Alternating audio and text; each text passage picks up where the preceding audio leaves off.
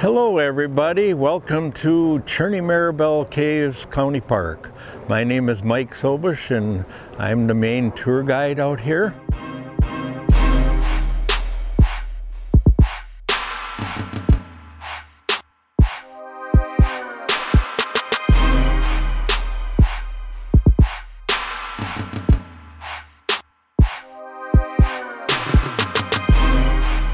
This is Manitowoc County's first park. This property became a park on November 5th, 1963. Mr. Cherney sold it to the county at a very nominal amount of money, as long as it maintained the name Cherney Maribel Caves County Park. And of course, the name comes from all of the caves that are on this park, including our show cave, Maribel New Hope Cave. There are a lot of walking paths in the park. On the bottom of our homepage, maribelcaves.com, there's a park map tab. And if you click on that tab, it brings up a printable map of the park, which shows the walking trails and the points of interest, or where all the caves are located on the park. I don't believe Cave of Treasures is in there yet. That's the newest cave we discovered about 2 years ago. We have our show cave, Maribel New Hope Cave. These caves in this park were glacially filled. This whole area used to be an under ice lake, and the caves in this park supplied water to the under ice lake. When the glaciers receded, they catastrophically filled our caves with sediment, filled them almost to the top.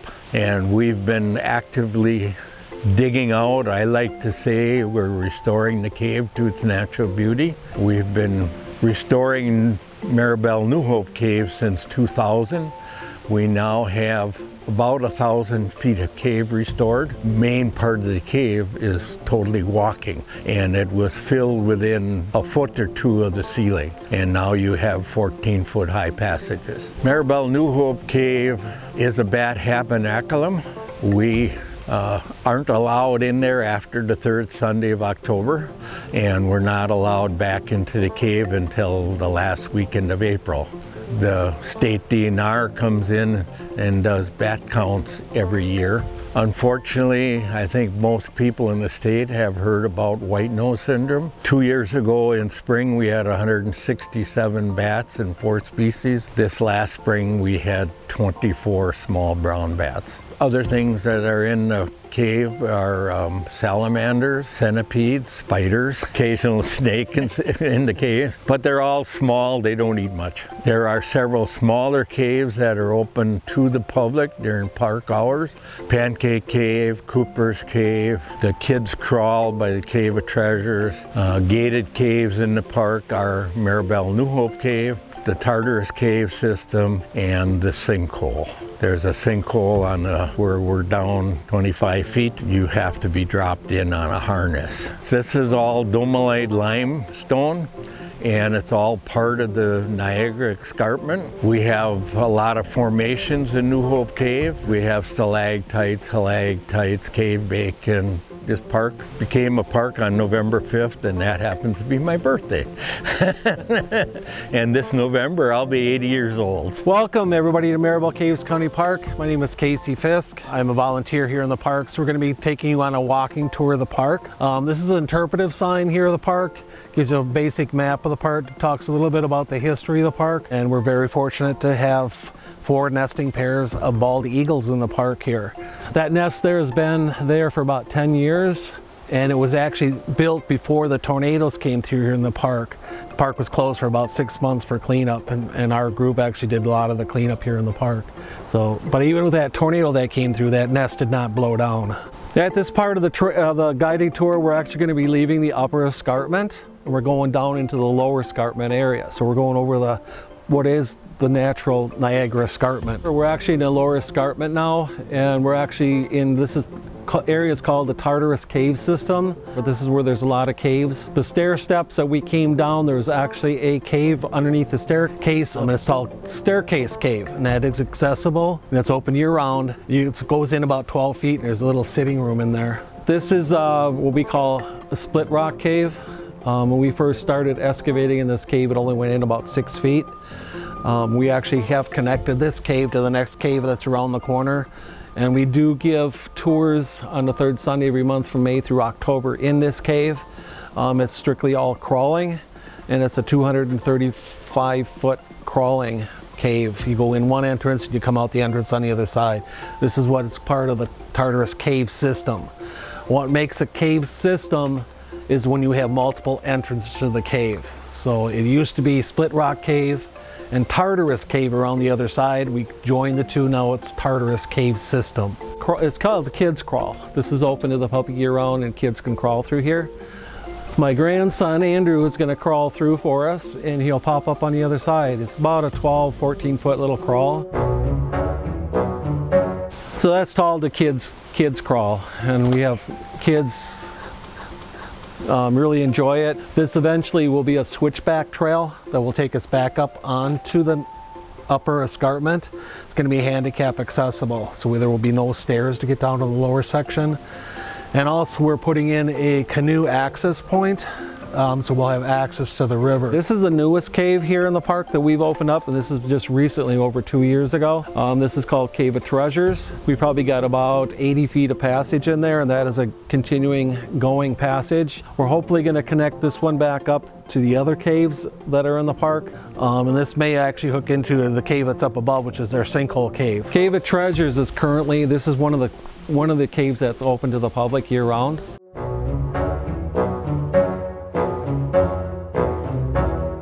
This is Tartarus entrance. On the other side, when we first were looking at, was the Split Rock entrance. And so these caves are now connected, but all this material comes out of the caves and we just utilize it here in the park. And the Bluff Trail has 2 caves that are accessible to the general public year round. This is Cooper's Cave, and this one is open year round to the public.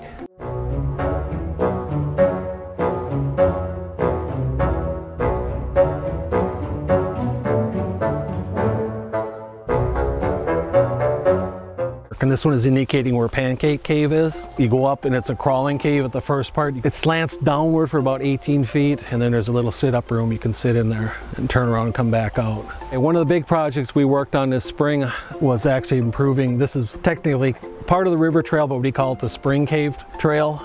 Eventually this gravel will be extended right to where the new bridge is. So this is our what we call a drying area. The sediment coming out of the caves has to sit and dry for a while because it's very wet. This is all this material came out other than the gravel that we put over the top. But all this material comes out of the caves and we just utilize it here in the park. Okay, right now we're at viewing Spring Cave. You see a nice steel door that's not accessible. There is a big room behind there and the cave does continue on. We've connected Maribel New Hope Cave with this cave. You can actually drink the water here in the Spring Cave. We just had it tested, but it comes back. This is very good water to drink. The hotel is right above us here up on top of the escarpment. And then they put crocks in this cold running water, and they had all their food they stored in those crocks to keep everything nice and fresh. The water's about 42 degrees. In the 30s, it kind of went over. The gangsters were actually here in the park. During Prohibition, we know that they were had moonshine set up, still set up in the caves here in the park. They started bottling water here from this spring. The tanks of water they were carrying down in the trucks had hidden tanks within them, and they were sending the moonshine down to Chicago and Milwaukee, so that's how they got it down there. And at that time, in the 30s during Prohibition, you actually couldn't come to the park because they would chase you out of here with Tommy guns.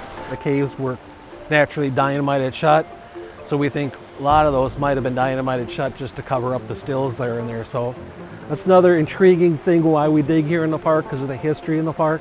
Welcome to Maribel New Hope Cave, the largest cave in the park. This cave was discovered on February 5th, 1984 by a gentleman named Norb Cox and his son Jeremy. It was very cold that day, 20 below zero. And what they were looking for, feather frost and steam coming out. For many years this was strictly a crawling cave. There was a door, and when you open up that door, there was a ramp of dirt, hole about this big around, and you would put your caving helmet, coveralls on, and you would belly crawl through the cave. The original cavers, when they walked in and crawled in, they came in the entrance and they followed the rock.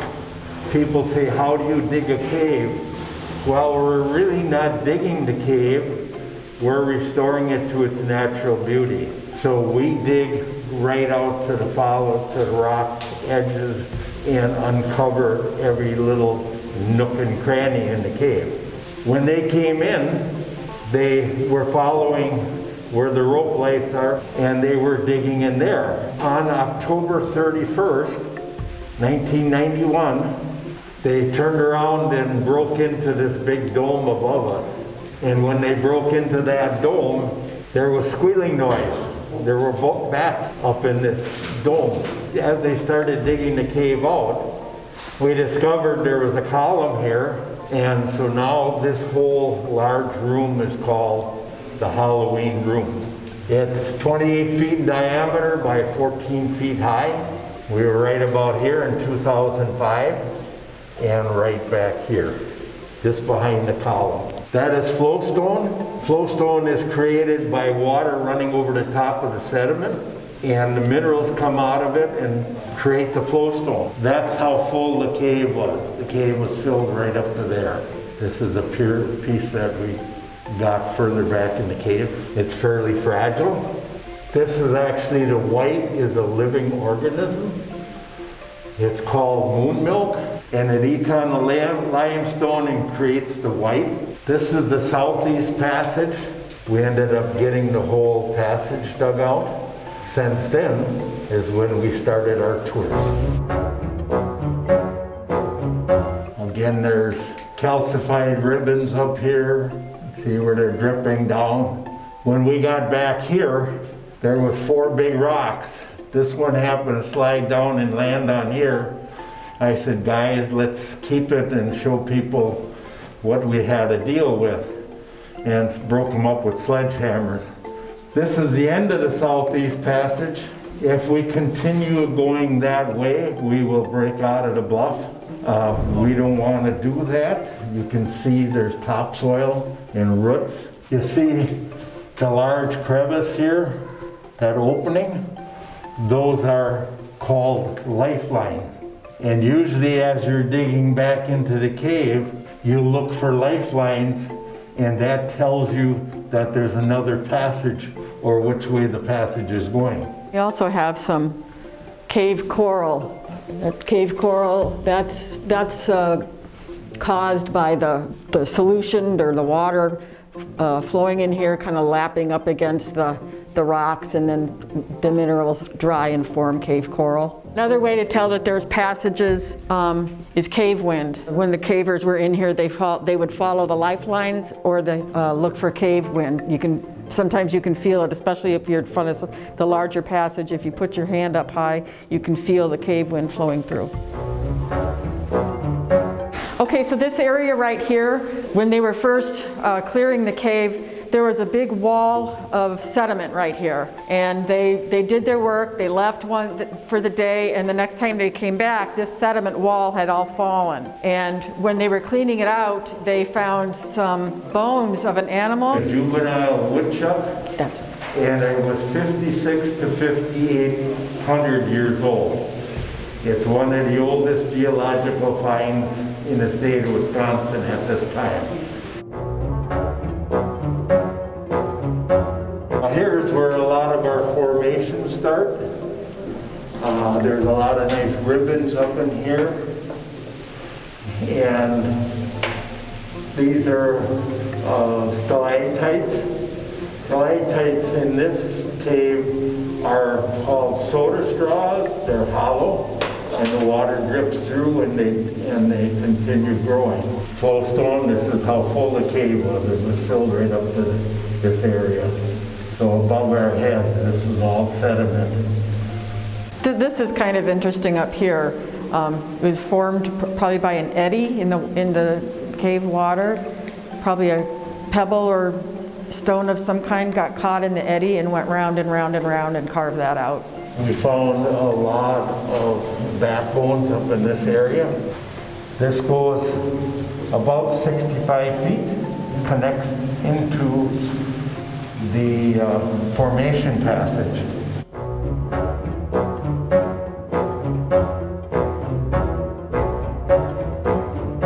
This is the formation room.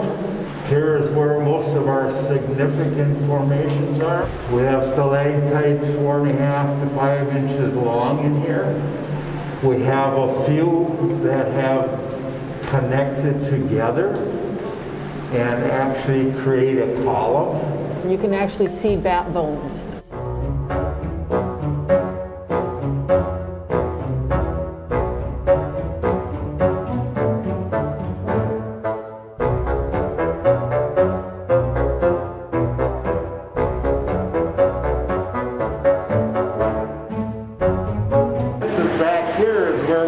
Continuing to dig, and this is how much water comes into the cave. This is called the hidden passage. This goes in about 65 feet. Our tours are free, our public tours are free, but the patches is what we do, how we make our income. For a $5 donation, you get a Maribel Caves patch. We'd have different patches.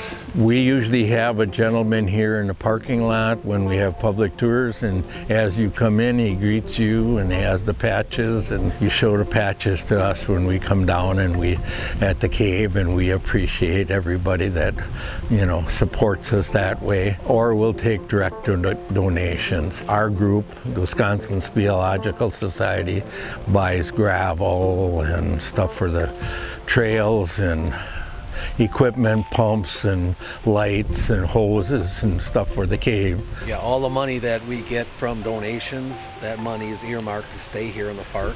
If anybody's interested in caving, things like that, cave restoration, we have a lot of volunteer opportunities in the park, including trail maintenance, and we do most of that work. WSS, Wisconsin Speleological Society, meeting out here May through October on the third Saturday of the month. Anybody's welcome to come. Remember, it's a cave. You're liable to get dirty.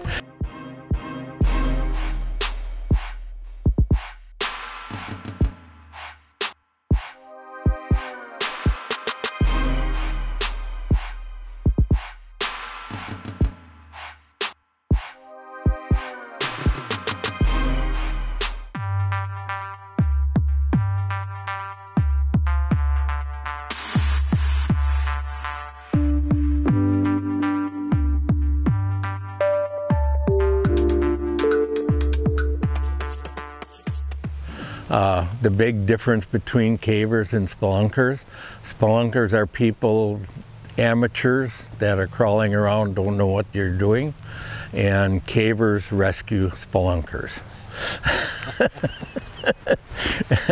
So we are cavers.